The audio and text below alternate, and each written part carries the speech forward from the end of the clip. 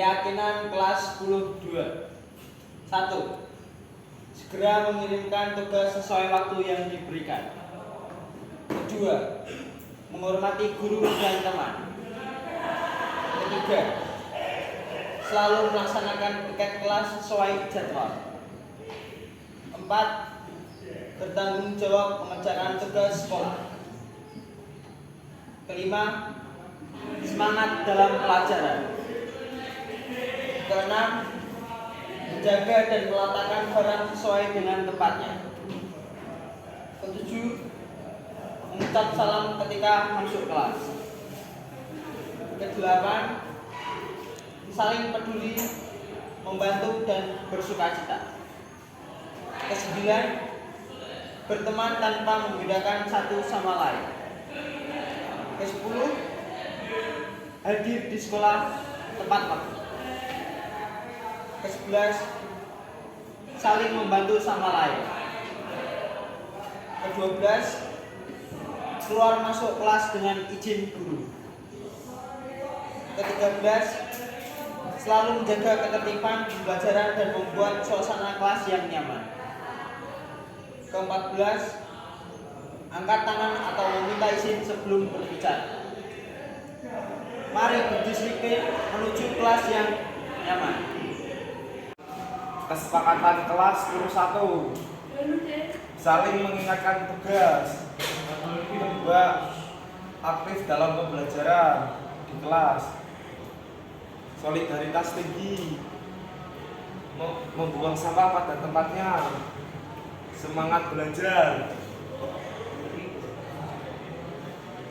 Saling bertoleransi antar teman dan guru. Tepat waktu saat masuk sekolah. Melaksanakan piket tepat waktu.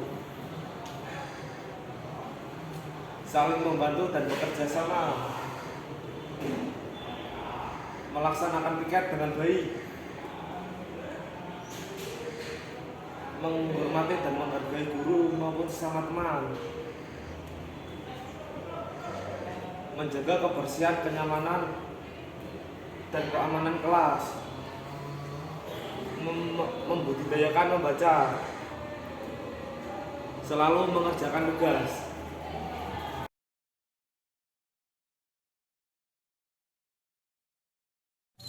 Perkenalkan, nama saya Muhammad Faril dari kelas 11 SMA Teresia Navleri. Setelah kelas kami membuat dan melakukan keyakinan dan kesepakatan kelas kami menjadi lebih nyaman, disiplin, bersih, dan semangat belajar. Terima kasih.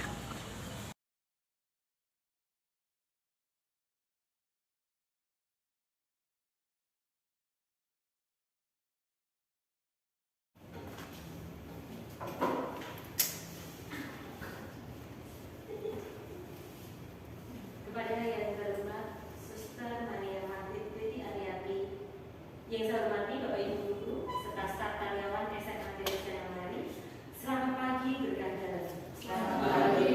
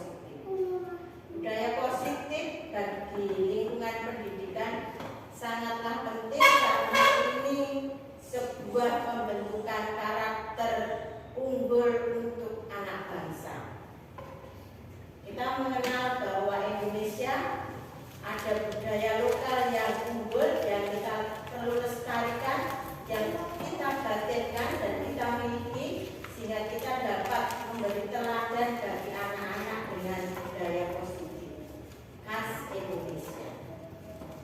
Dan juga kita dapat mendidik anak-anak menjadi pribadi yang baik. Kita juga bersyukur bahwa Yayasan Bernardus yang mengelola sekolah-sekolah Teresiana juga memiliki core value, dan kita mengembangkan core value itu dan termasuk juga budaya positif lainnya. Kita akan mengikuti sosialisasi dari Bu Eni, dan semoga ini juga berdampak bagi kita semua dan anak didik kita. Selamat untuk Bu Eni yang akan memaparkan tentang mewujudkan budaya positif dengan keyakinan kelas dalam proses pembelajaran di SMA Teresiana Weleri. Sosialisasi pagi ini saya buka. Terima kasih.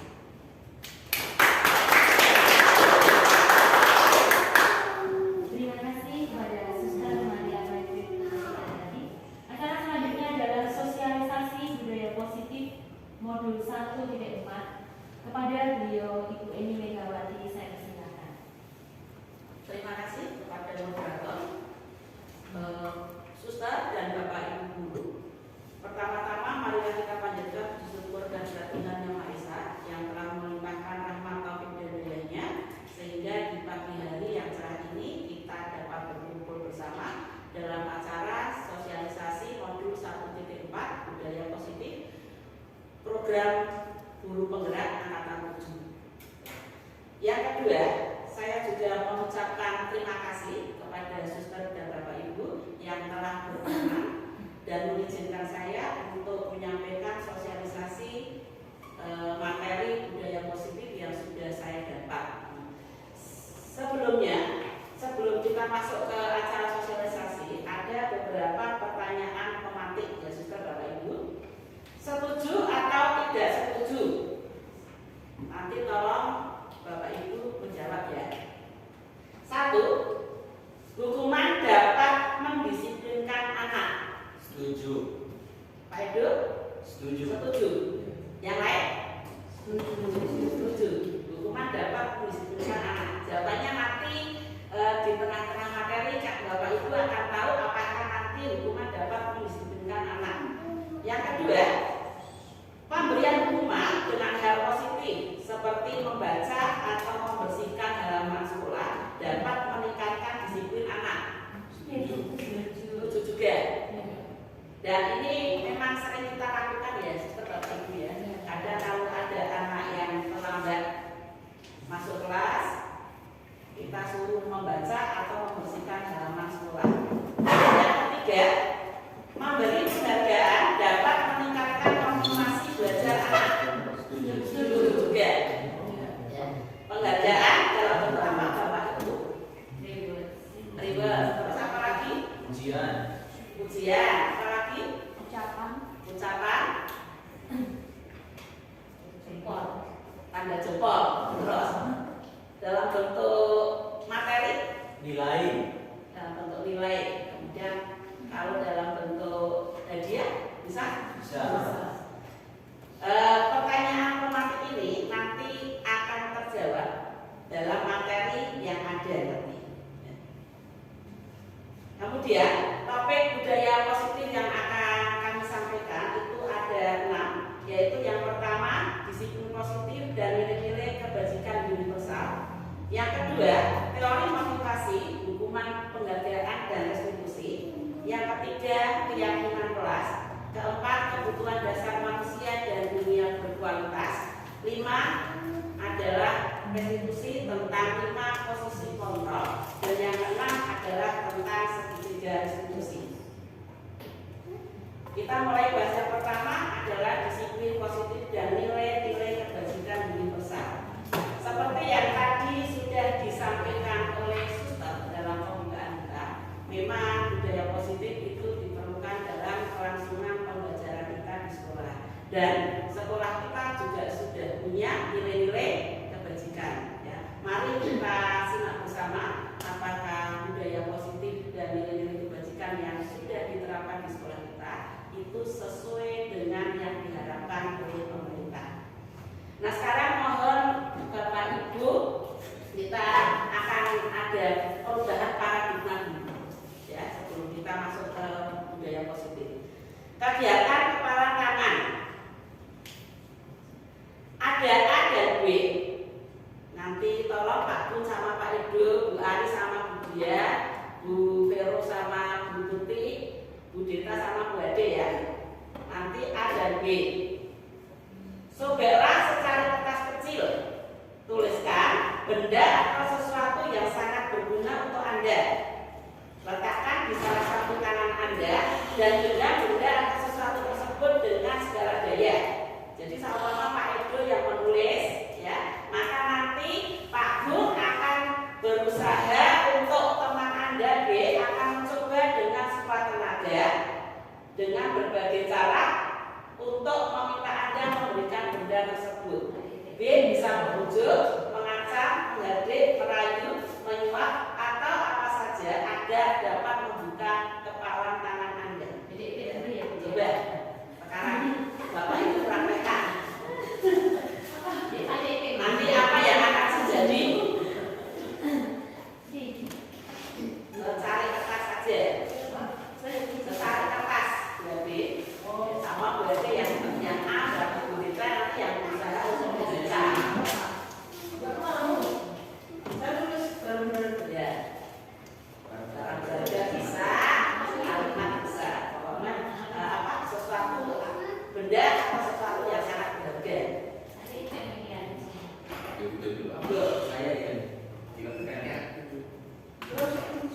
Ya, nanti dipegang di tangan ya. Nanti di yang menulis nanti di tangan ini. Ya, ini nanti temannya berusaha untuk membuka. Bapak Ibu bisa memilih nanti, terserah. Apakah nanti teman bisa membuka atau tidak? Praktekkan sekarang. Ya, kecil ya Bapak.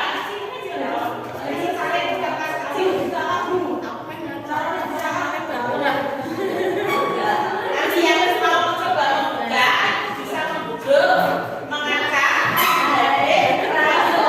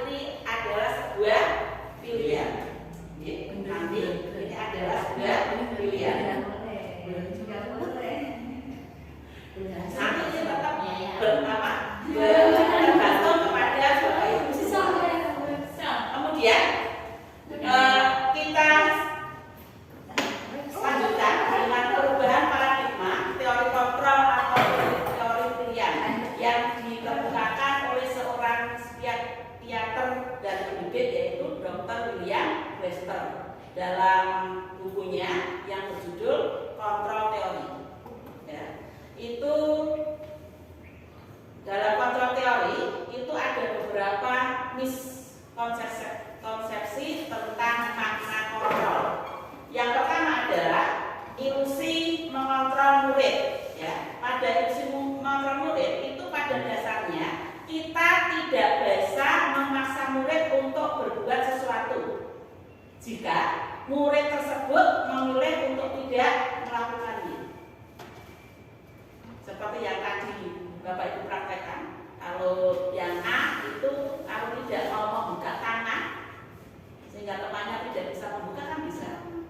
Jadi kita sebagai guru itu pada dasarnya tidak dapat memaksa murid untuk berbuat sesuatu kalau dia tidak kalau dia memilih tidak melakukannya. Walaupun tampaknya seorang guru sedang mengontrol perilaku murid, hal demikian terjadi karena murid sedang mengizinkan dirinya untuk dikontrol. Saat itu, kontrol guru menjadi kebutuhan dasar yang dipilih oleh murid. Teori kontrol menyatakan bahwa semua perilaku memiliki tujuan, bahkan terhadap perilaku yang tidak disukai. Kemudian ilusi yang kedua adalah ilusi bahwa kritik dan membuat orang merasa bersalah dapat menguatkan karakter. Menggunakan kritik dan rasa bersalah untuk mengontrol murid menuju pada identitas yang gagal. Mereka belajar untuk merasa buruk tentang diri mereka sendiri. Mereka mengembangkan dialog diri yang negatif. Kadang-kala sulit bagi guru untuk mengidentifikasi bahwa mereka sedang melakukan perilaku itu, karena seringkali guru cukup menggunakan suara yang halus untuk menyampaikan pesan negatif. Kemudian yang ketiga, ilusi bahwa semua penguatan positif, efektif dan bermanfaat. Penguatan positif atau bujukan adalah bentuk-bentuk kontrol. Tadi yang teman B itu kan sebetulnya kan kalau A tadi mengizinkan, si B kan bisa membujuk agar si A bisa membuka tangannya ya. Segala usaha untuk mempengaruhi murid agar mengulangi suatu perilaku tertentu adalah suatu usaha untuk mengontrol murid tersebut. Dalam jangka waktu tertentu, kemungkinan murid tersebut akan menyadarinya dan mencoba untuk menolak bujukan kita, atau bisa jadi murid tersebut menjadi tergantung pada pendapat kita, pendapat guru untuk berusaha. Kemudian yang keempat adalah ilusi bahwa orang dewasa memiliki hak untuk memaksa. Banyak orang dewasa yang percaya bahwa mereka memiliki tanggung jawab penuh terhadap murid, ya, dan membuat murid itu untuk melakukan hal-hal tertentu. Padahal pada saat itu orang dewasa itu harusnya tidak memaksa, karena dalam waktu yang jangka panjang itu nanti akan terjadi permusuhan. Ya, jadi ini beberapa ilusi kontrol yang sering kali kita lakukan. Perubahan paradigma dari stimulus respon ke teori pilihan. Siapakah sesungguhnya yang memiliki kontrol? Pada stimulus respon, kita mencoba mengubah orang agar berpandangan sama dengan kita. Sedangkan pada teori kontrol, kita berusaha untuk memahami pandangan orang lain tentang dirinya. Kemudian yang kedua, perilaku buruk dilihat sebagai suatu kesalahan. Semua perilaku buruk, semua perilaku itu memiliki tujuan. Ya. Baik itu perilaku buruk maupun perilaku baik, itu semuanya adalah memiliki tujuan. Kemudian pada stimulus respon, orang lain bisa mengontrol saya. Pada teori kontrol, hanya kita atau hanya saya yang bisa mengontrol diri saya sendiri. Kemudian saya bisa mengontrol orang lain. Pada teori kontrol, Anda tidak bisa mengontrol orang lain. Kemudian pada stimulus respon, pemaksaan ada pada saat bujukan gagal. Pada teori kontrol, kolaborasi dan konsensus menciptakan pilihan-pilihan baru. Tadi siapa yang mencoba untuk membuka kepala tangan dengan cara memaksa? Kalau masih menggunakan bagus,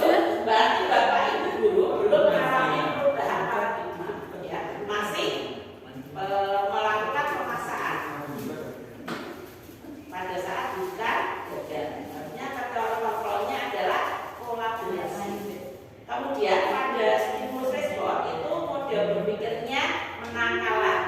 Sedangkan pada teori kontrol model berpikirnya menang menang. Ya. Kemudian konsep inti dari budaya positif itu ada 6. Yang pertama adalah disiplin positif. Unsur utama dalam konsep budaya positif. Yang kedua nanti adalah nilai-nilai kebajikan. Tujuan mulia yang ingin dicapai oleh setiap insan manusia, yaitu kita nanti ke profil pelajar Pancasila. Kemudian nanti ada teori motivasi. Teori motivasi itu nanti ada 3 ya Bapak Ibu ya. Kemudian ada kebutuhan dasar manusia. Kebutuhan dasar manusia nanti juga ada 4. Terus keyakinan kelas, posisi kontrol guru itu nanti ada 5, dan segitiga restitusi. Kita mengatasi permasalahan melalui segitiga restitusi. Bagi Bapak Ibu yang sudah menyelesaikan PMN pada topik budaya positif ya berarti ya, itu segitiga restitusi ada. Ya. Kemudian kita ke makna disiplin. Apakah makna disiplin? Disiplin berasal dari bahasa Latin disiplina yang artinya belajar. Makna asal dari kata ini berkonotasi dengan disiplin diri dari murid-murid Sokrates dan Plato. Disiplin diri membuat orang menggali potensinya menuju sebuah tujuan apa yang dia hargai. Namun dalam budaya kita, makna kata disiplin telah berubah menjadi sesuatu yang dilakukan seseorang pada orang lain untuk mendapatkan kepatuhan. Kecenderungan umum adalah menghubungkan kata disiplin dengan ketidaknyamanan, bukan dengan apa yang kita hargai atau pencapaian suatu tujuan mulia. Kemudian nilai-nilai kebajikan universal. Nilai-nilai kebajikan adalah sifat-sifat positif manusia yang merupakan tujuan manusia yang ingin dicapai oleh setiap individu. Nilai-nilai tersebut bersifat universal, lintas bahasa, suku bangsa, agama maupun latar belakang. Setiap perilaku atau perbuatan pasti memiliki tujuan. Dengan mengaitkan nilai-nilai kebajikan yang diyakini seseorang, maka motivasi intrinsiknya akan terbangun sehingga menggerakkan motivasi dari dalam untuk mencapai tujuan yang diinginkan. Jadi nanti dalam nilai-nilai kebajikan itu sebetulnya tadi pertanyaan pematih kita mengarah ke sini. Ya. Dengan mengaitkan nilai-nilai kebajikan yang diyakini seseorang, maka motivasi intrinsik akan terbangun sehingga menggerakkan motivasi dari dalam untuk mencapai tujuan mulia yang diinginkan. Nilai-nilai kebajikan yang akan dicapai oleh anak Indonesia itu kita kenal dengan profil pelajar Pancasila.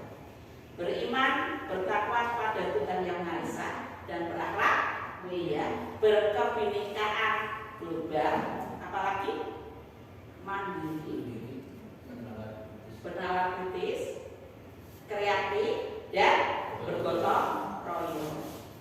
Minimal itu. Kemudian dalam core value kita, apa saja Bapak Ibu core value kita? Disiplin, jujur, peduli. Itu dalam poin-poin yang ada itu sudah masuk ke dalam profil pelajar Pancasila. Hanya kita tuangkan dalam 4 buah kata ya Bapak Ibu. Disiplin positif. Cara penerapan disiplin yang mengajarkan anak bertanggung jawab dan menumbuhkan kesadaran diri berdasarkan nilai-nilai kebajikan.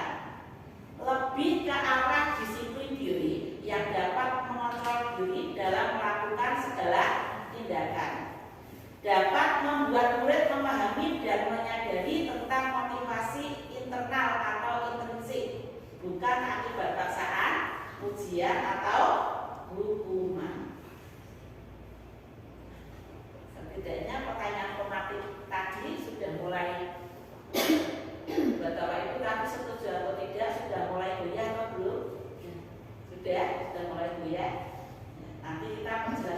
melalui topik yang kedua, yaitu teori motivasi, hukuman, dan penghargaan dan restitusi. Teori motivasi perilaku manusia itu ada 3. Yang pertama adalah untuk menghindari ketidaknyamanan atau hukuman. Apa yang akan terjadi apabila saya tidak melakukannya? Pernah Bapak Ibu mempraktekkan atau menerapkan teori motivasi yang pertama untuk menghindari ketidaknyamanan atau hukuman? Barangkali ini juga yang sering anak-anak kita hadapi ya. Mereka termotivasi karena untuk menghindari ketidaknyamanan atau hukuman. Yang kedua, untuk mendapatkan imbalan atau penghargaan dari orang lain.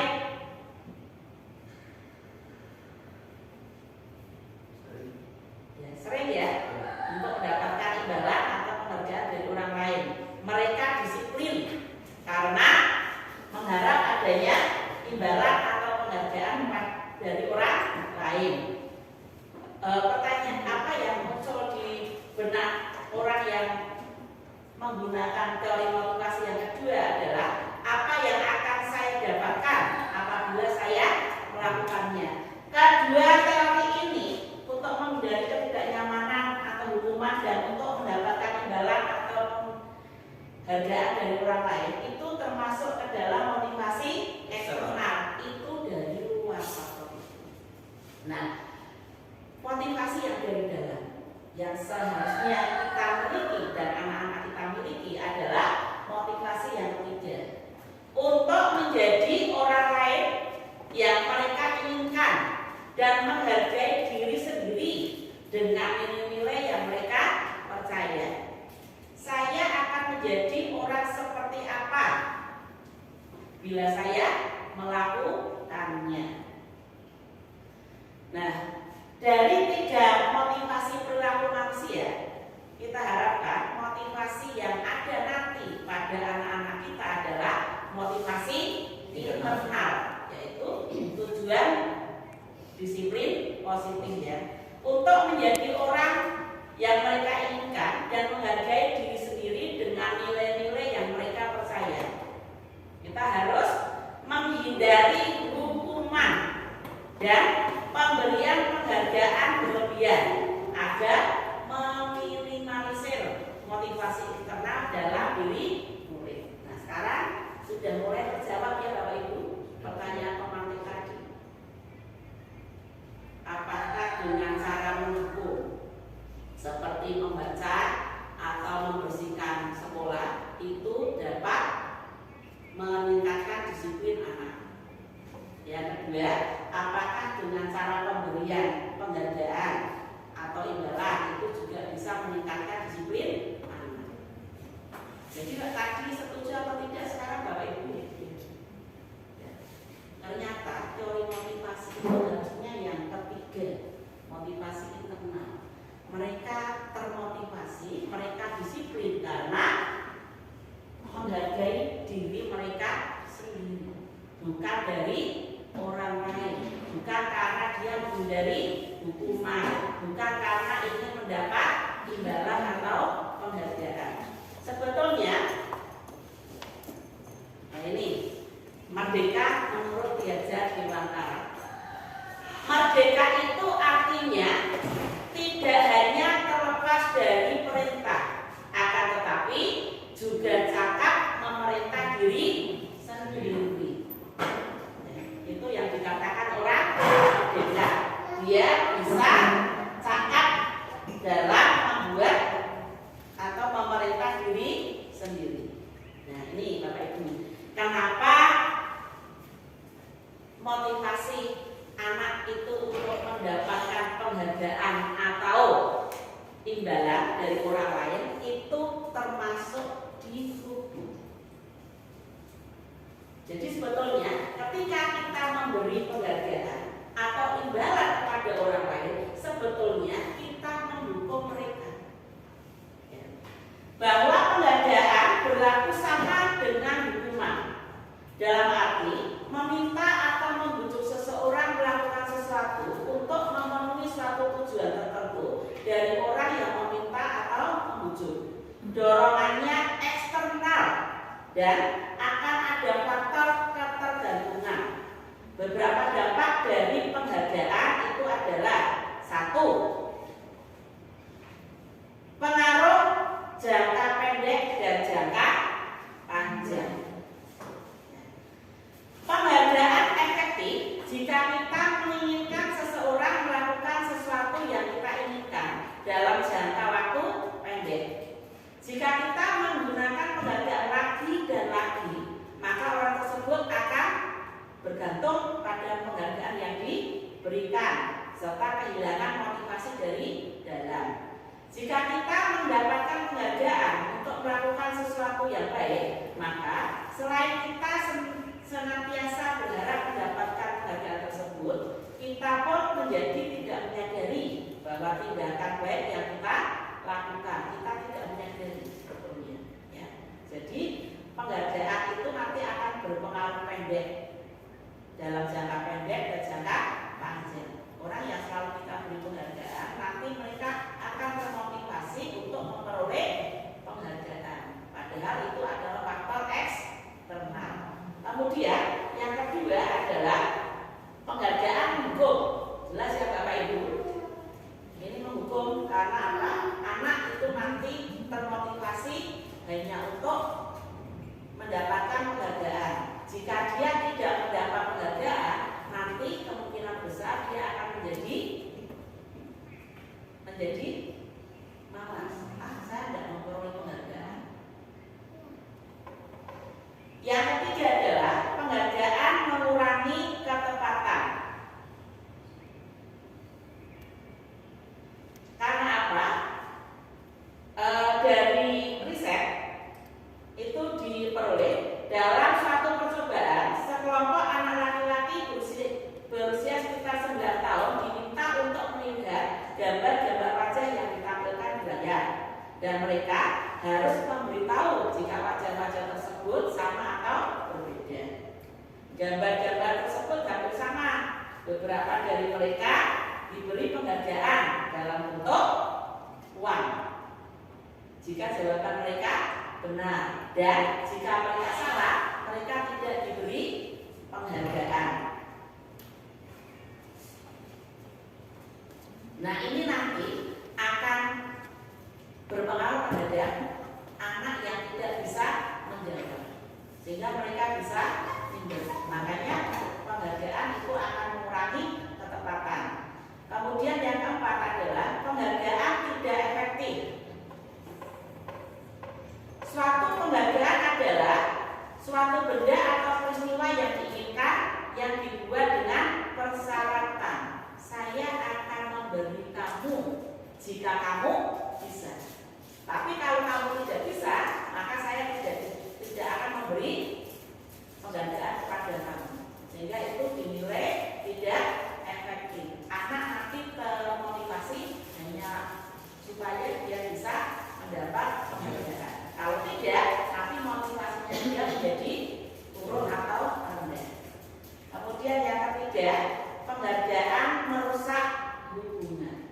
Seperti yang tadi saya kemukakan, bahwa anak-anak yang tidak mendapat penghargaan itu mereka nanti akan menjadi iri kepada teman-temannya yang selalu mendapat penghargaan. Sehingga kalau itu terus berlangsung, itu dapat merusak hubungan. Yang keenam adalah penghargaan menurunkan kualitas. Jelas ya Bapak Ibu ya, karena mereka termotivasi hanya untuk memperoleh penghargaan. Ketika kita tidak memberi penghargaan pada mereka, kemungkinan besar motivasi mereka akan turun. Kemudian penghargaan mematikan kreativitas dan penghargaan mengurangi motivasi intrinsik. Ini jelas karena penghargaan itu faktor dari luar, dia termotivasi dari luar.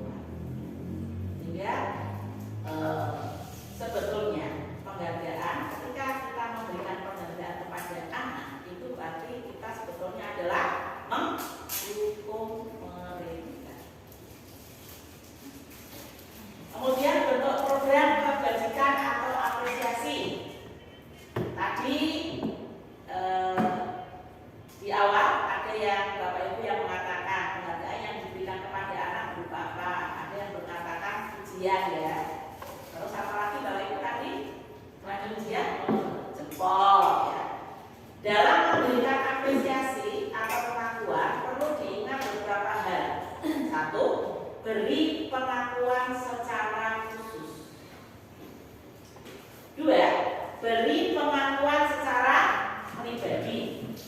Tiga, beri pengakuan kepada semua murid secara bergantian.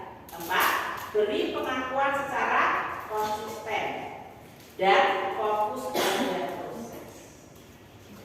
Kita bisa memberi pengakuan kepada anak itu secara khusus atau secara pribadi, baik itu kita panggil ke kantor ataupun ketika di dalam kelas.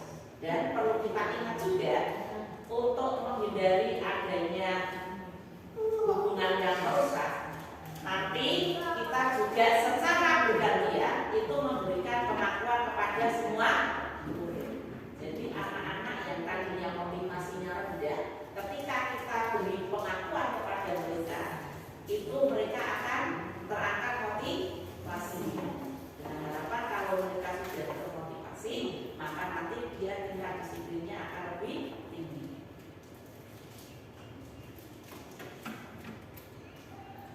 Kemudian contoh pengakuan atau apresiasi kebajikan. Pembukanya kemarin saya perhatikan. Nilai kebajikannya, rasa empatimu besar sekali. Situasinya pada saat menolong murid baru di kelas kita. Yang kemudian saya menghargai. Nilai kebajikannya adalah kepedulianmu. Situasi pada saat kamu membantu teman-temanmu di tugas kelompok. Kemudian terima kasih untuk.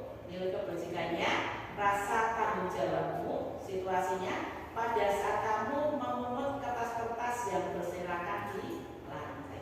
Jadi hal sekecil apapun itu kita harus memberi apresiasi kepada anak-anak, dan itu nanti bisa meningkatkan rasa motivasi mereka. Nah, ini kemudian tadi kita sudah belajar ya tentang hukuman, penghargaan, dan sekarang adalah konsekuensi. Ada beberapa tindakan guru, dan nanti tolong Bapak Ibu nanti jawab itu termasuk hukuman atau konsekuensi ya. Yang pertama adalah mencatat 100 kali di dalam buku kalimatnya, saya tidak akan terlambat lagi karena terlambat ke sekolah. Hukuman atau konsekuensi Bapak Ibu? Hukuman. Kemudian yang kedua, lari mengelilingi lapangan basket 2 kali karena terlambat hadir di sekolah. Hukuman. Yang ketiga, murid diminta untuk push up 15 kali karena tidak menggunakan masker ke sekolah. Konsekuensi. Yang keempat, menggantikan kertas tugas teman yang telah dicoret-coret. Konsekuensi. Berikutnya, membersihkan tumpahan air di meja tulis karena tersenggol pada saat belajar. Murid disuruh untuk mengenakan sepatu seharian di sekolah karena tidak mengenakan sepatu hitam. Konsekuensi. Hukuman. Hukuman atau konsekuensi? Hukuman. Kemudian lari mengelilingi lapangan basket 2 kali karena terlambat 10 menit untuk pelajaran PJOK. Konsekuensi. Ya. Yang konsekuensi.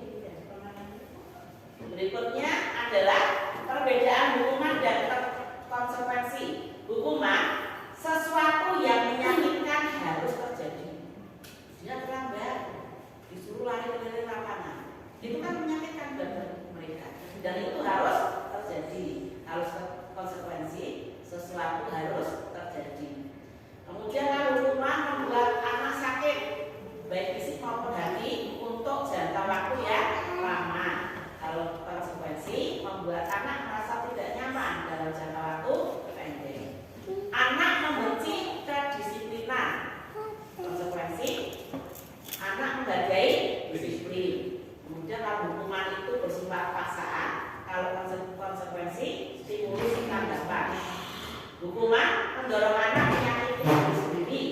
Konsekuensi mendorong anak agar mudah menyesuaikan diri. Kemudian hukuman konsep diri yang buruk. Konsekuensi konsep diri yang baik. Anak belajar untuk menyembunyikan kesalahan. Ya, dia nanti takut kalau dihukum, maka dia akan belajar untuk menyembunyikan kesalahan. Konsekuensi anak belajar untuk mematuhi peraturan. Pada hukuman, anak merasa marah, bersalah, dipermalukan, dan merasa tak dihargai. Kemudian ke konsekuensi kehilangan hak, dibuat tidak nyaman, diasingkan untuk sementara. Ada ketika saya itu memberi sanksi atau hukuman menyapu di halaman itu kenapa saya berhenti sekarang itu berhenti karena tidak ada perubahan dalam sikap kedisiplinan. Memang dari awal saya tahu itu hukuman dan dari pemaparan itu kalau hukuman itu anak merasa tidak dihargai, tapi yang merasa tidak dihargai itu saya.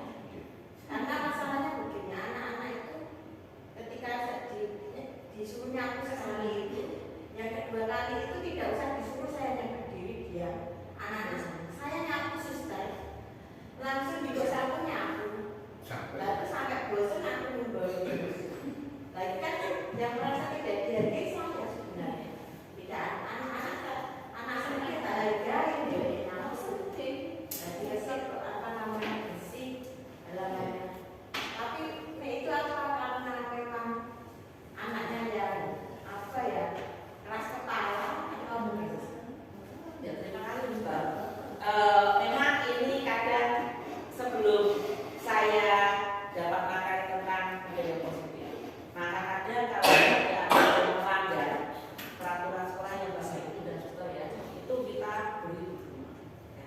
Tapi ternyata itu nanti ketika anak nanti berbuat salah atau melanggar tata tertib atau peraturan sekolah, itu penanganannya itu harus melalui segitiga restitusi. Ternyata karena ketika kita hukum, mereka itu tidak instan. Ya. Bahkan saya pernah mengambil anak kelas 12 IPS. Pagi dia terlambat, ya. Kemudian istirahat, masuk sudah kerja terlambat. Saya kabur. Itu jawabannya katanya gini, kamu tahu hari ini kamu membuat kesalahan apa? Tidak, saya tidak berbuat salah. Dari pagi kamu tidak salah, tidak, saya tidak salah. Lah tapi kamu terlambat ya? Iya saya terlambat, tapi saya tidak salah karena saya sudah dihukum sama suster untuk nyapu. Nah itu suster. Jadi kalau kita menghukum mereka berbuat salah, mereka merasa tidak berbuat salah karena sudah dihukum. Dan inilah nanti yang menjadi tugas kita Bapak Ibu untuk mulai membenahi. Ya, karena kita harapkan nanti melalui budaya positif yang nanti kita kembangkan. Terus terang Bapak Ibu, saya hanya memulai dari kelas 7. Harapan saya tahun ini kita biasakan, kita budayakan disiplin positif kepada anak kelas 10 sehingga tahun depan mereka sudah mulai bisa melaksanakan dan kita tahun depan kita akan lagi dengan yang kelas 10 berikutnya. Dan super ya. Nah, awal-awal ya Bapak Ibu karena untuk mengubah anak itu tidak ada seperti kita memberikan telapak tangan. Ya, dimaksudkan perlu kolaborasi dan kerjasama bersama. Ada lagi pertanyaan Bapak Ibu? Lalu seharusnya bagaimana langkahnya Bu? Langkahnya nanti kalau anak itu berbuat salah, kita harus menangani mereka melalui segitiga restitusi. Soalnya kemarin kan sama semester ya, saya masuk di kelas 12 IPS itu mereka padahal setelah jam olahraga itu kan sudah diberi waktu oleh Bu Ade istirahat minimal 20 menit. Tapi saya masuk itu sebagian masih kosong, bahkan ada yang masih menggunakan kaos olahraga. Lalu 6 anak atau 5 anak itu masih di tempat duluan jajan. Baru masuk ke kelas itu hampir 20 menit. Jadi saya punya waktu hampir setengah jam itu mereka belum masuk. Begitu mereka datang, saya ada emosi juga ya. Saya sekolah di kemarin di lapangan basket 3 kali, 5 kali malah. Berarti menghukum ya Bu? Iya, mereka kita teman. Dan nanti setelah ini nanti kita bersama-sama kita mulai menerapkan budaya positif. Ya kita perlahan-lahan dan sedikit demi sedikit untuk mengarah ke yang lebih baik buat sekolah kita ya, sudah Bapak Ibu ya. Ada lagi Bapak Ibu? Sudah. Kalau sudah kita lanjutkan dengan restitusi. Barangkali Bapak Ibu kalau mendengar kata restitusi itu ada hubungannya dengan apa? Kesehatan. Ada lagi yang dengan restitusi ya. Restitusi di sini itu adalah proses menciptakan kondisi bagi murid untuk memperbaiki kesalahan mereka, sekaligus mereka bisa kembali pada kelompok mereka dengan karakter yang lebih kuat. Restitusi juga merupakan proses kolaboratif yang mengajarkan murid untuk mencari solusi atas permasalahan mereka dan membantu murid berpikir tentang orang seperti apa yang ingin mereka jadikan dan bagaimana mereka harus memperlakukan orang lain. Nah ini nanti beberapa kasus pelanggaran atau tindakan yang tidak disiplin itu nanti kita atasi atau kita mulai menanganinya dengan restitusi. Dan nanti ada 3 langkah dalam restitusi. Kemudian ciri-ciri restitusi ada 9. 1. Bukan untuk menebus kesalahan, tapi belajar dari kesalahan. 2. Memperbaiki hubungan. 3. Tawaran, bukan paksaan. Jadi anak kita tawari, bukan kita paksa. Yang keempat, restitusi menuntut untuk melihat ke dalam diri. 5. Restitusi mencari kebutuhan dasar yang mendasari tindakan. 6. Restitusi adalah cara yang paling baik. 7. Restitusi fokus pada karakter, bukan tindakan. Jadi nanti kita fokusnya pada karakter, bukan tindakan. Dan restitusi juga fokus pada solusi. 9. Restitusi mengembalikan murid yang berbuat salah pada kelompoknya. Jadi nanti Bapak Ibu diatur ya. Nanti ini untuk restitusi nanti ada grafik sendiri. Kemudian yang ketiga adalah keyakinan kelas. Mengapa tidak peraturan saja? Mengapa harus keyakinan kelas? Mengapa kita memiliki peraturan harus menggunakan helm bila mengendarai kendaraan roda 2? Mengapa kita kemarin ketika pandemi itu harus memiliki peraturan 3M? Menggunakan masker, mencuci tangan, dan menjaga jarak. Mengapa kita harus memiliki peraturan harus datang tepat waktu pada saat mengikuti pelatihan? Nah, tentunya ini nanti dapat kita jawab kalau kita sudah memiliki motivasi intrinsik dan nilai-nilai kebajikan. Ya. Keyakinan kelas, bukan peraturan kelas. Setiap tindakan atau perilaku yang kita lakukan dalam kelas akan menentukan tercapainya sebuah lingkungan positif. Perilaku pada kelas tersebut menjadi sebuah kebiasaan yang akhirnya membentuk sebuah budaya positif.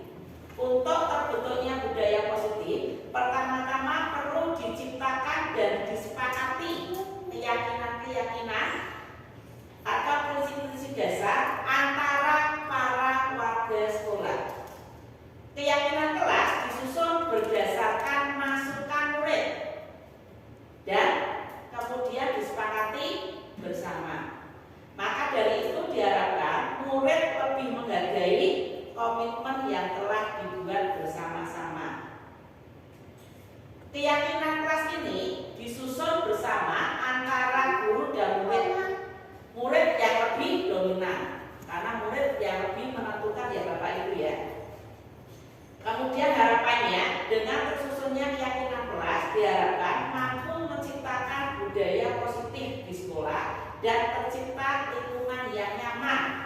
warga sekolah untuk pelaksanaan proses belajar mengajar.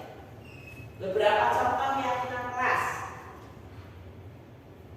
datang tepat waktu, menghormati dan menghargai guru dan teman, bertanggung jawab, menjaga tata tertib, selalu berdoa sebelum memulai kegiatan, menjaga kebersihan, kenyamanan, dan keamanan kelas, saling peduli dan membantu satu sama lain dalam kebaikan, sepakat untuk menjaga properti kelas, bersikap jujur, bersikap tenang saat pelajaran berlangsung, saling tolong-menolong, hidup rukun dengan teman, meningkatkan disiplin, semangat belajar, aktif dalam proses pembelajaran.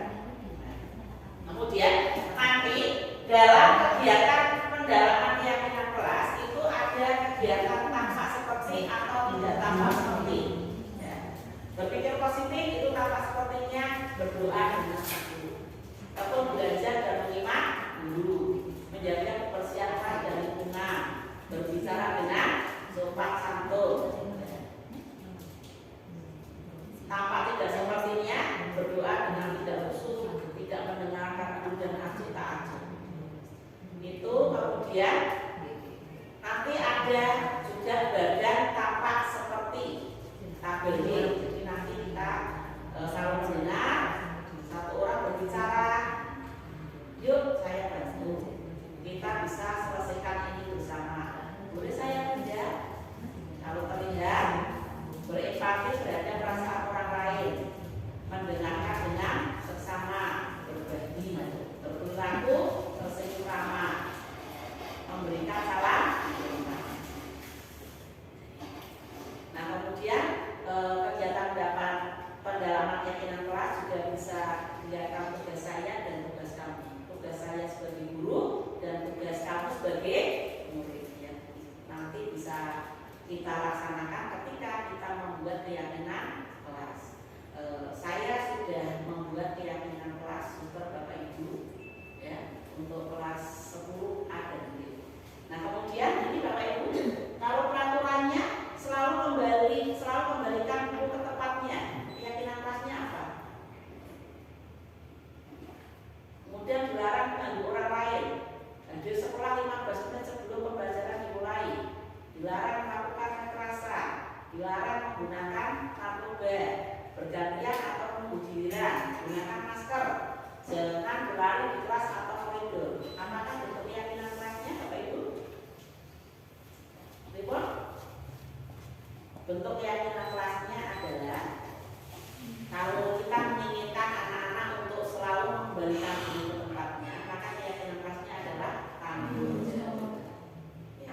Nanti ini kalau anak bertanggung jawab itu kan konteksnya malah lebih luas, tidak hanya untuk buku ya Bapak Ibu ya.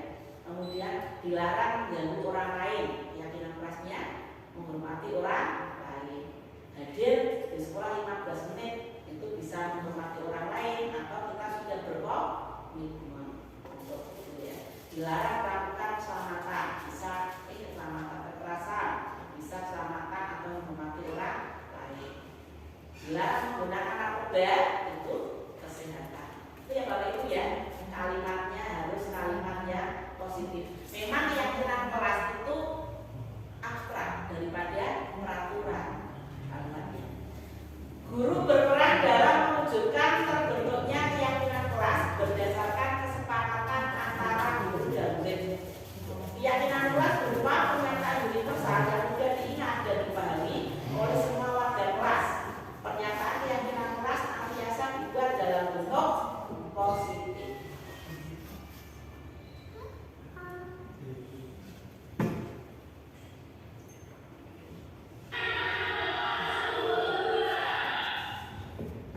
Ini saya membuat keyakinan kelas di 10 bulan. Kok tidak kelihatan?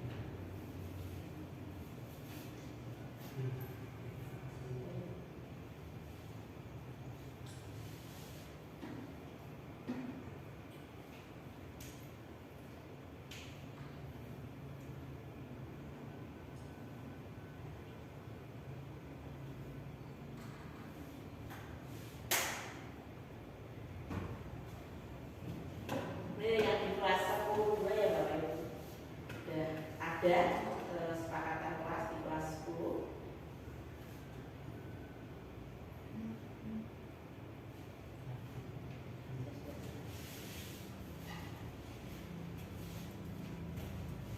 Kemudian kita lanjutkan.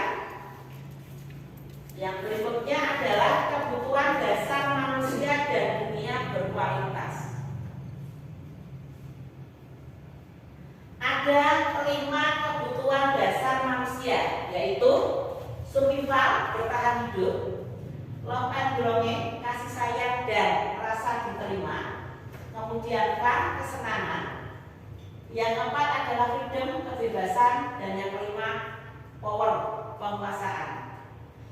Semua manusia itu pasti punya 5 kebutuhan dasar ini, dan kita sebagai guru itu nanti harus bisa menjembatani atau bahkan mewujudkan kebutuhan anak di sekolah. Tetapi kita juga harus bisa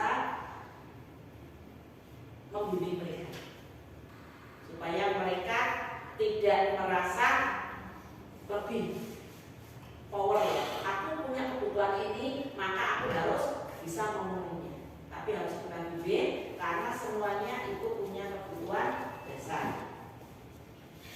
Kemudian materi yang kelima adalah 5 posisi kontrol. Posisi kontrol itu dimiliki oleh orang tua, guru maupun atasan. Ya.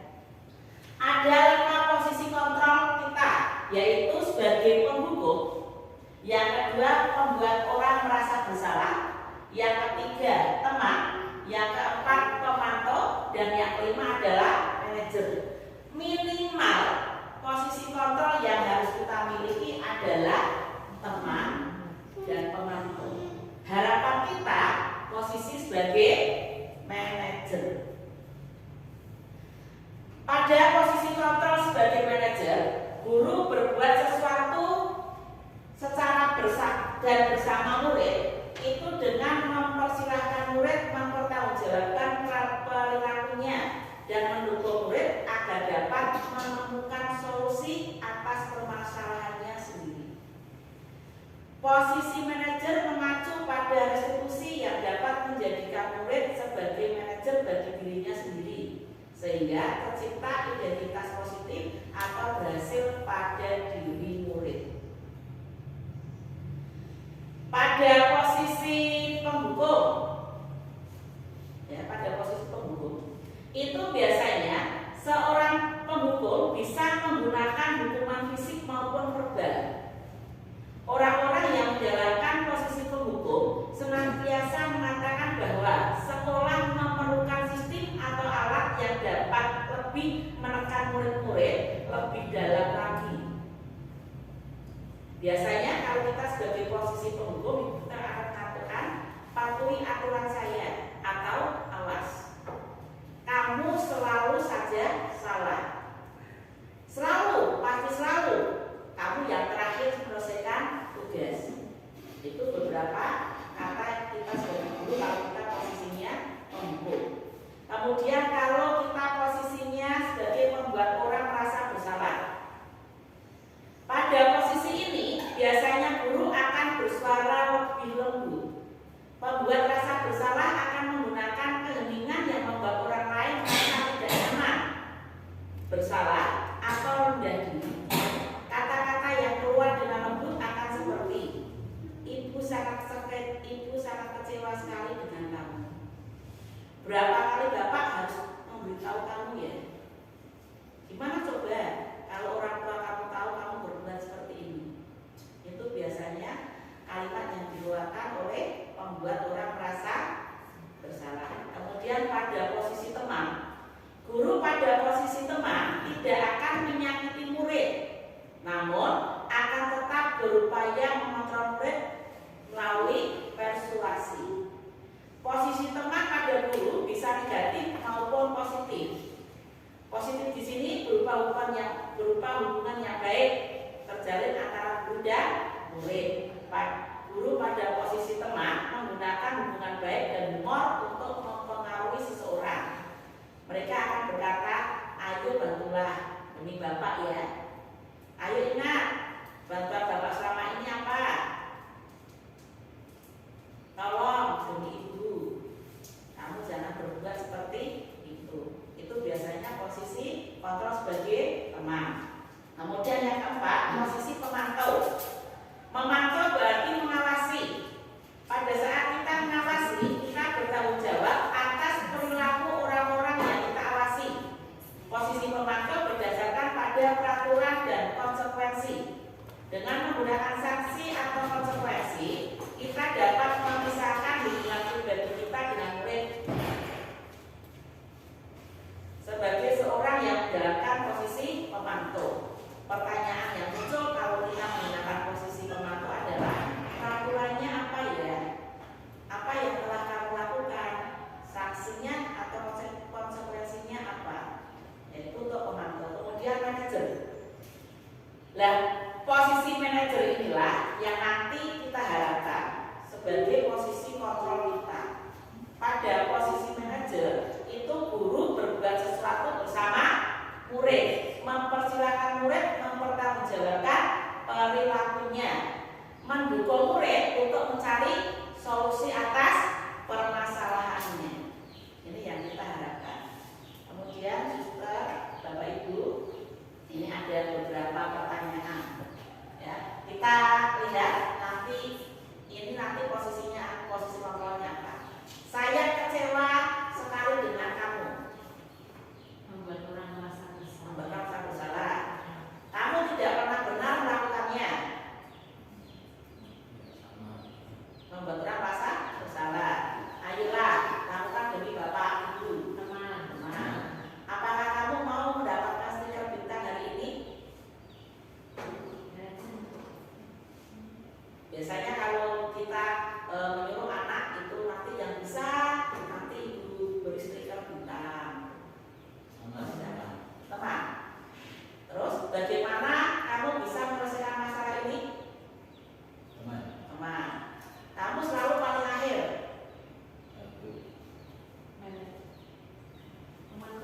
Pemantau. Saya kecewa sekali dengan kamu membuat orang merasa bersalah. Ya, kamu tidak pernah benar melakukannya. Ayolah lakukan demi Ibu, Bapak. Apa kamu dapatkan stiker bintang hari ini? Bagaimana kamu bisa menyelesaikan masalah ini? Kamu selalu paling terakhir. Nah, ini posisi manajer ini nanti yang harus kita terapkan ya Bapak Ibu ya. Kita nanti berusaha untuk menyelesaikan permasalahan dengan anak-anak supaya mereka bisa tahu solusi masalahnya. Nah, ini ada kasus Bapak Ibu ya. Ibu Dani sedang menjelaskan pelajaran bahasa Inggris di papan tulis. Namun beliau memperhatikan bahwa Fajar malah tidur-tiduran dan tanpa acuh-acuh pada pelajarannya. Fajar coba jawab pertanyaan nomor 3. Maju ke depan dan kerjakan di papan tulis.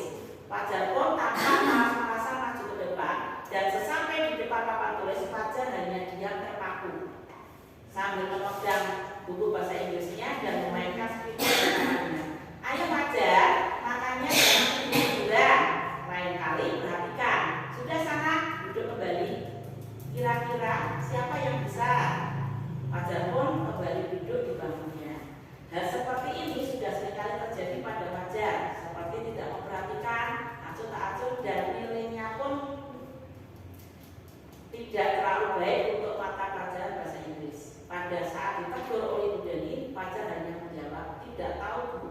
Ibu Dani pun menjawab diri, gimana kamu Fajar? Kamu tidak kasihan sama ibu ya? Ibu sudah capek-capek mengajarkan kamu. Tidak kasihan sama ibu. Dan Fajar pun dia menangis. Nah sekarang pertanyaannya, posisi kontrol apa yang diambil oleh Ibu Dani dalam pendekatannya pada Fajar Bapak Ibu? Membuat orang merasa bersalah. Gimana kemudian? Membuat orang merasa bersalah. Yang lain? Teman. Kemudian membaca sikap Fajar, kira-kira kebutuhan apa yang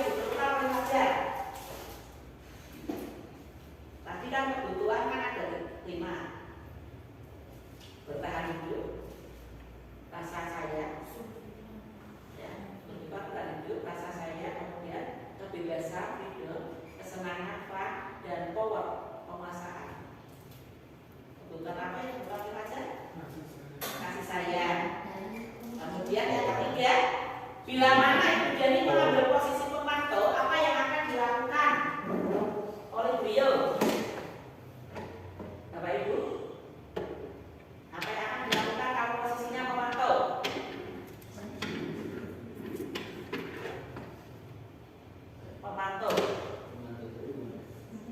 Pemantau itu mengawasi dan dia bertanggung jawab terhadap siswa, terhadap muridnya. Tidak hanya mengawasi, tapi juga bertanggung jawab. Report? Ya. Ya. Kalau posisi Bapak yang diambil Ibu Dani dalam PKK Fajar itu adalah posisi sebagai teman. Karena biarpun Fajar itu tiduran, kemudian acuh tak acuh, tapi ketika Fajar disuruh maju ke depan, Fajar tidak mau menulis, Ibu Dani kan katakan gini, sudah sana, duduk kembali. Kira-kira siapa yang bisa? Ibu Dani bertindak sebagai beliau tidak marah ketika Fajar tidak memperhatikan, dan ketika disuruh maju ke depan tulis Fajar tidak mengerjakan. Ya, sebagai teman ya Bapak Ibu ya, bukan membuat orang merasa bersalah ya. Dia sebagai teman. Kemudian baca sikap Fajar, kira-kira kebutuhan apa yang diperlukan oleh Fajar? Betul tadi yang menjawab rasa sayang. Karena Fajar itu perlu kita sayangi. Bila mana Ibu Dani mengambil posisi sebagai pemantau, apa yang akan dilakukan dikatakan oleh ya? Itu apa Bapak Ibu? Ya? Apa tadi? Lanjut? Sebagai pemantau, itu Ibu Dani bisa mengatakan peraturannya apa saja kalau Fajar di dalam kelas. Apa yang akan dilakukan? Sanksi atau konsekuensinya apa? Nah ini materi yang terakhir Bapak Ibu. Segitiga restitusi. Guru yang berperan sebagai manajer menggunakan segitiga dalam menyelesaikan masalah melalui 3 tahapan, yaitu 1. Menstabilkan identitas, 2. Validasi tindakan yang salah, 3. Menanyakan keyakinan, dengan tujuan untuk menghasilkan murid yang mandiri dan bertanggung jawab. Akhir restitusi sudah ya Bapak Ibu ya. Proses menciptakan kondisi bagi murid untuk memperbaiki kesalahan mereka sehingga mereka bisa kembali pada kelompok mereka dengan karakter yang lebih kuat. Kemudian ada 9 restitusi, tadi juga sudah. Nah, kemudian ini Bapak Ibu, segitiga restitusi. Kalau ada permasalahan siswa, kita selesaikan dengan cara segitiga restitusi. Segitiga restitusi merupakan salah satu cara memperbaiki diri untuk mewujudkan disiplin diri. Segitiga restitusi adalah proses menciptakan kondisi bagi murid untuk memperbaiki kesalahannya sehingga karakter mereka lebih kuat ketika kembali pada kelompoknya. Suatu proses dialog yang dijalankan guru atau orang tua akan dapat menghasilkan murid yang mandiri dan bertanggung jawab. Ada 3 ya Bapak Ibu, 3 langkah segitiga restitusi, yaitu menstabilkan identitas yang pertama. Untuk membuat anak yang merasa gagal karena berbuat salah menjadi positif terhadap dirinya. Biasanya guru akan berkata, berbuat salah itu hal yang manusiawi. Tidak ada manusia yang sempurna. Bapak Ibu juga berbuat salah. Kita pasti bisa menyelesaikan permasalahan ini. Dan biasanya itu pertanyaan pada menstabilkan identitas. Yang kedua, validasi tindakan yang salah. Membantu murid mengenal kembali basic-nya atau kebutuhan dasarnya.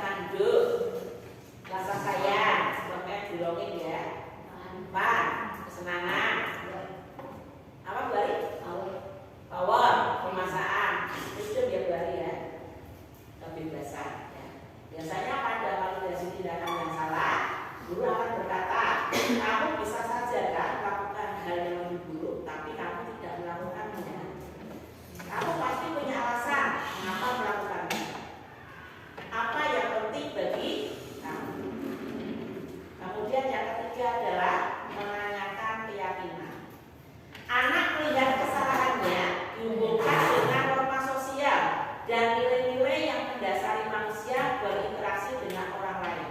Pada menanyakan keyakinan, guru akan berkata, apa nilai yang kita percayai di kelas? Nilai-nilai universal apa yang telah kita sepakati? Kamu ingin jadi anak seperti apa? Biasanya seperti itu Bapak Ibu. Ya. Saat murid melakukan kesalahan, namun ditanggapi guru dengan menggunakan segitiga fungsi, akan berdampak pada kenyamanan dan karakter murid di masa yang akan datang. Guru berperan sebagai manajer dengan mengajukan pertanyaan kepada murid sehingga murid merasa nyaman, percaya diri, bertanggung jawab pada dirinya sendiri.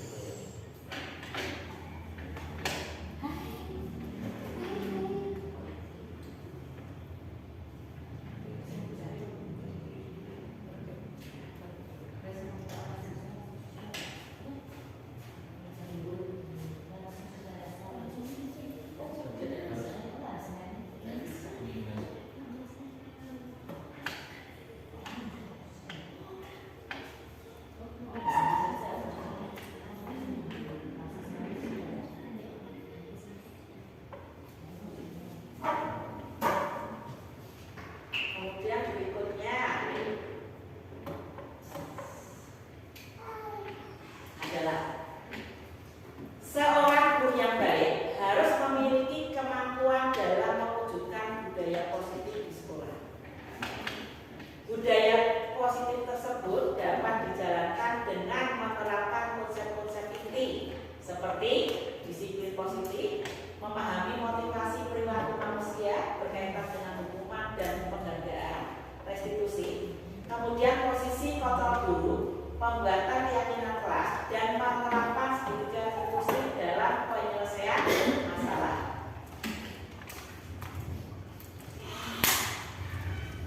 Filosofi pendidikan menurut Ki Hajar Dewantara adalah tujuan dari pendidikan adalah menuntun segala kodrat yang ada pada anak, baik kodrat alam maupun kodrat zaman, agar mereka mencapai keselamatan dan kebahagiaan yang setinggi-tingginya. Pendidik itu harus menggambar pada murid.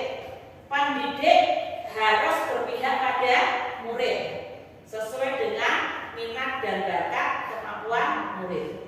Guru itu ibarat petani, sekolah ibarat tanah atau lahan, dan murid ibarat benih. Petani hanya bisa menuntun tumbuhnya benih dengan menyemai, merawat, dan menjaganya.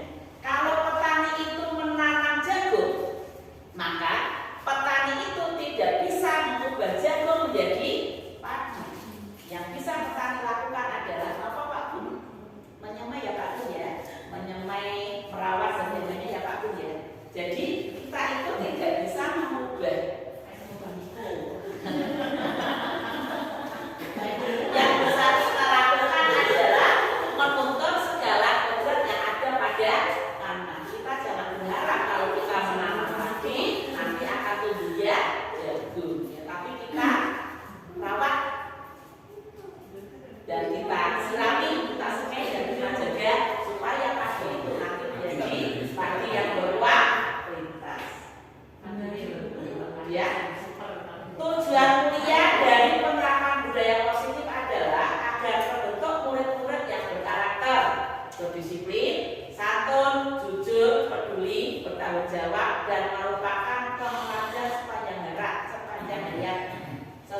dengan kompetensi lulusan yang diharapkan.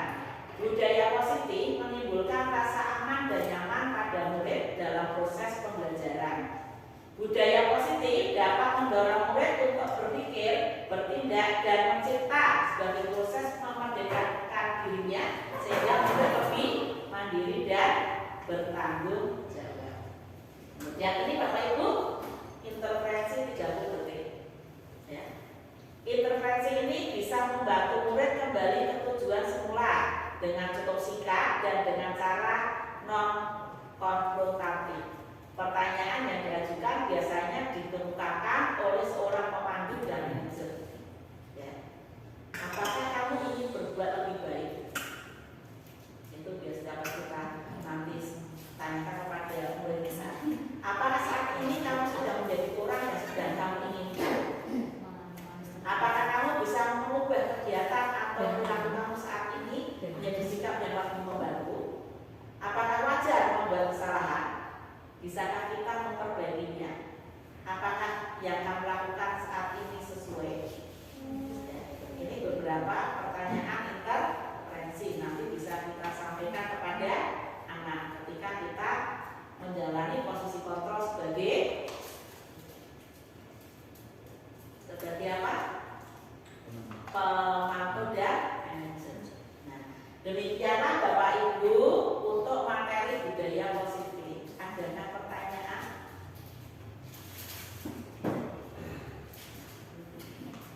Ada pertanyaan Bapak Ibu? Ayo, monggo. Kita diskusi saja ya. Ya. Pendapat saya tadi memang yang disampaikan itu ideal seperti yang disampaikan oleh teori motivasi. Karena motivasi itu ada eksternal, internal yang kita harapkan itu kan motivasi internal. Nah, motivasi internal ini yang harusnya kan kerangka besar frame pendidikan itu tidak hanya bisa melihat dari pada kita seorang guru atau dalam kelas atau di sekolah. Saya menganggap bahwa ketika kita membuat ini menjadi lebih ideal, harusnya ini kita kolaborasi dengan bukan hanya di sekolah, tapi juga dengan dunia kerja ataupun orang tua. Karena kalau kita bicara soal motivasi internal itu berarti kita menuntut anak untuk kesadaran. Nah, kesadaran itu kalau kita belajar lagi teorinya di sekolah itu kan ada anak-anak yang sadar, prasadar, tidak sadar. Nah, membuat orang sadar ini itu juga butuh waktu yang lama. Nah, kelemahan ataupun kekurangan kita ataupun tantangan seorang guru itu ketika masuk dalam proses penilaian. Nah, saya menganggap bahwa kita dituntut misalnya dengan standar kompetensi lulusan sekian, lalu dalam proses ini kita menemukan banyak kendala, tantangan-tantangan yang kita alami seperti anak. Nah, kita maunya kan anak, kadang sebagai guru saya harus mau menginginkan anak kita sefrekuensi dengan saya. Saya kasih ini harus karena tuntutannya juga begini. Nah, mungkin alangkah lebih baik memang penilaian itu lebih ke menginformasikan, semacam penilaian, semacam membuat penggotakan bahwa ini bisa, ini tidak. Jadi memang arahnya nanti mungkin ya penilaian itu sifatnya informasi untuk jenjang lanjut. Misalnya yang SD penilaiannya memberikan informasi untuk bahwa anak ini loh kemampuan di SD itu sudah sekian, tinggal kamu lanjut ya, yang kurangnya ini, yang lebihnya ini.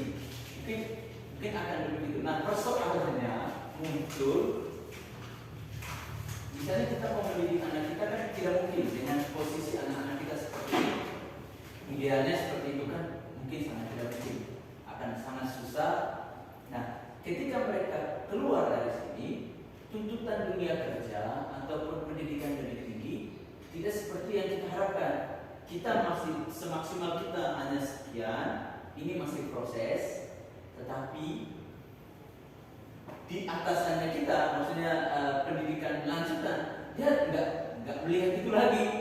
Seharusnya kan kita menginginkan bahwa anak ini masih berproses.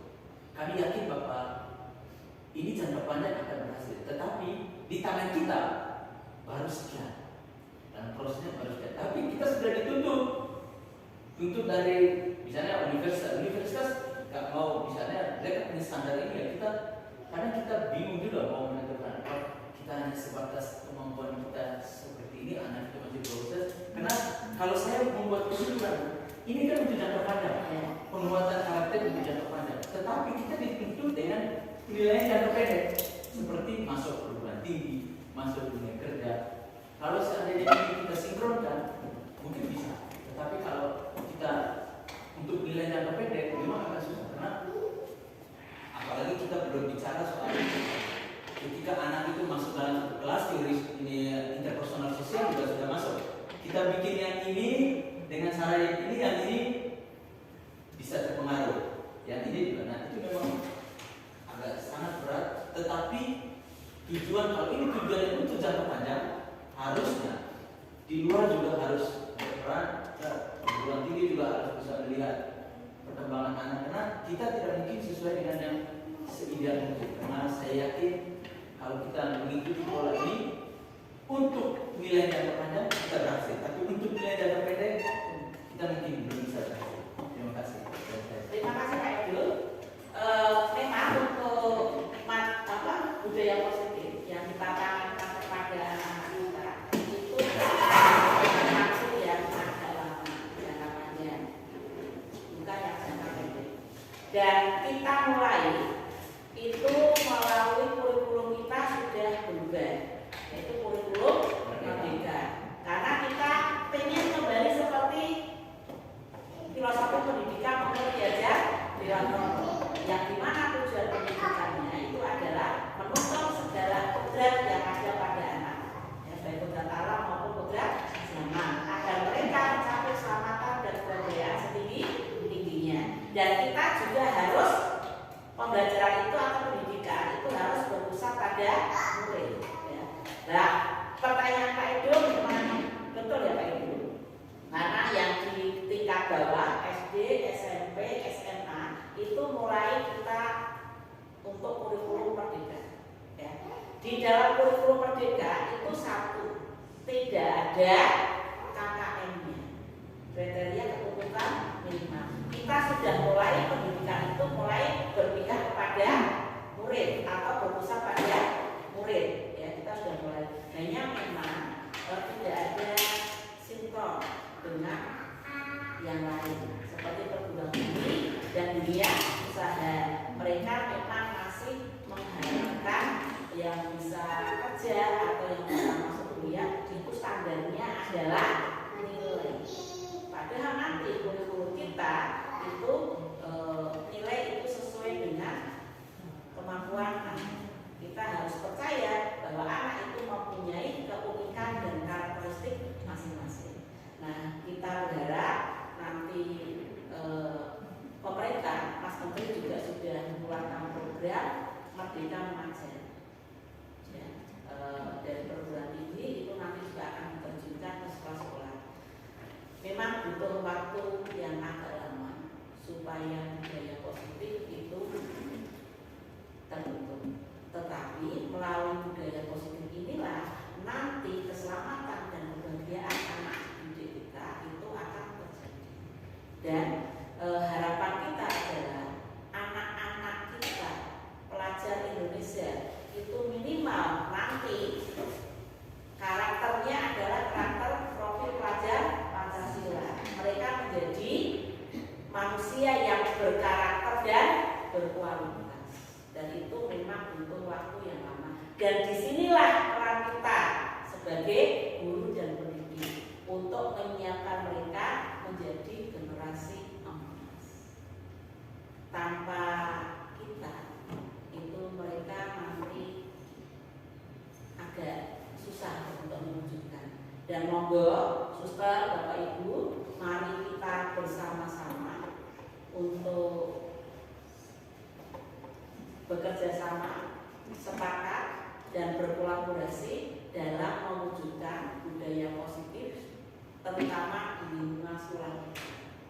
Semoga anak-anak kita nanti menjadi anak-anak yang berkarakter dan berkualitas sesuai dengan harapan Matur nuwun Bapak, Ibu dan Suster, ada lagi yang mau disampaikan? Sampun? Kalau sudah, saya akhiri untuk sosialisasi budaya positif program pendidikan guru penggerak, dan saya mengucapkan terima kasih kepada Suster dan Bapak Ibu yang telah meluangkan waktu dan berkenan untuk menghadiri dan mengikuti acara sosialisasi pada pagi hari ini dengan baik. Terima kasih Suster, Bapak Ibu, matur nuwun.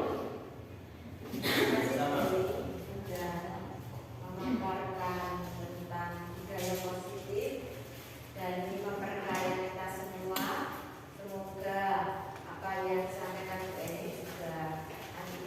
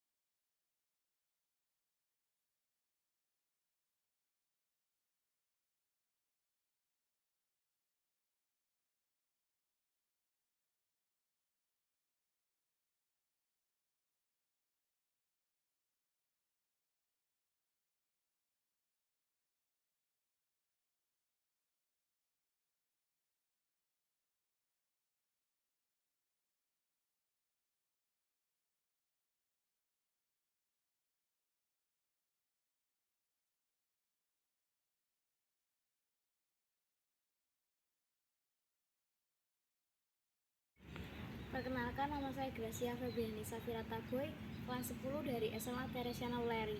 Saya merasa senang karena saya tidak dimarahin dan dihukum ketika saya melanggar peraturan sekolah, yaitu tidak melaksanakan piket kelas dan bermain game saat jam pelajaran di kelas.